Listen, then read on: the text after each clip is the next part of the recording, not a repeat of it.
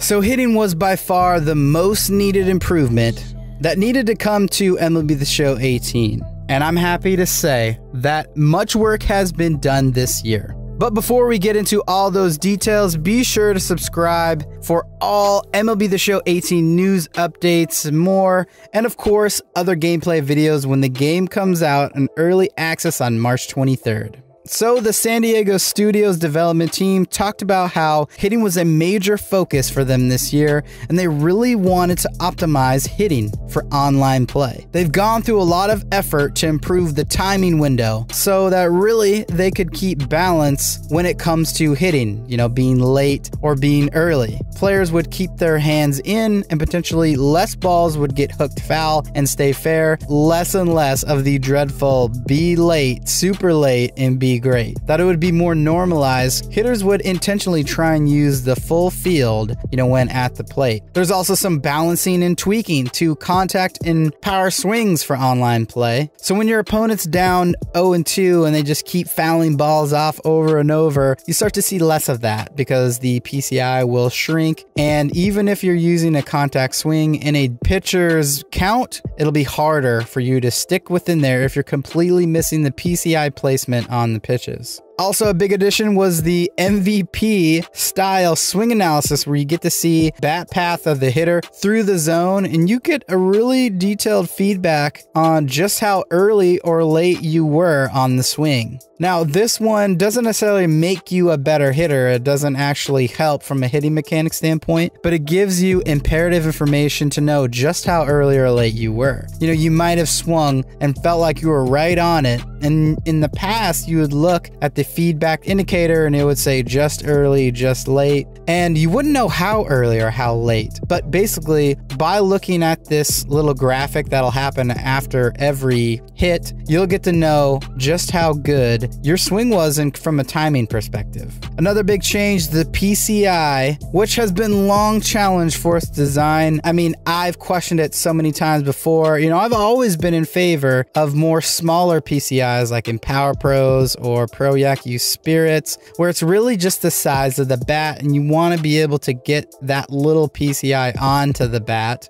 But here in MLB The Show, the PCI is like almost the size of the entire zone. But to improve it, they made some changes. So based on your placement of the PCI and the timing of the pitch, you'll see results that change based on the contact and power, ratings for the hitter, as well as your timing. And of course, like we said, the PCI placement.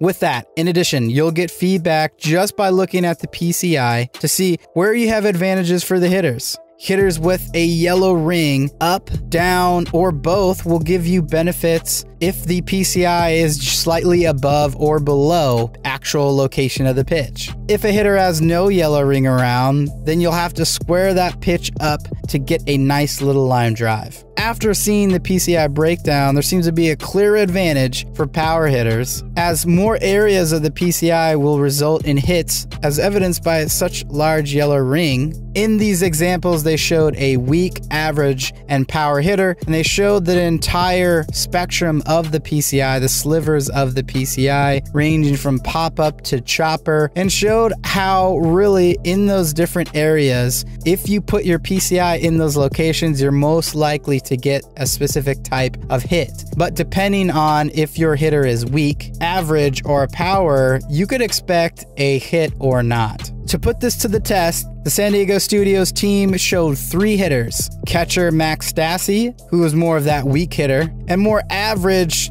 contact and power hitter, Josh Reddick, and then a power hitter with Cody Bellinger. So take a look at the different examples, hit types, and PCI differences that each of these hitters have just from, really pitches coming down on the plate. In addition to that, you can look at the swing feedback analysis graph and then some of the outcomes of the hits that were, very different or similar based off of just a little bit of randomness. So the randomness was a thing that they talked about as something that was a little bit needed. While I sort of agree that there needs to be some randomness, but really, if I square up on a pitch with perfect timing, perfect PCI placement, I expect to hit that ball quite far. Now, I don't want it to be a dice roll where randomly it's a pop out, but maybe there's a variance. You know, I can't help but think about first person shooters. You know, if I'm playing Fortnite and I connect with the shot, you know, right on someone's head, then I expect the same amount of hit points if I'm using a specific weapon every single time. I hope it's not random.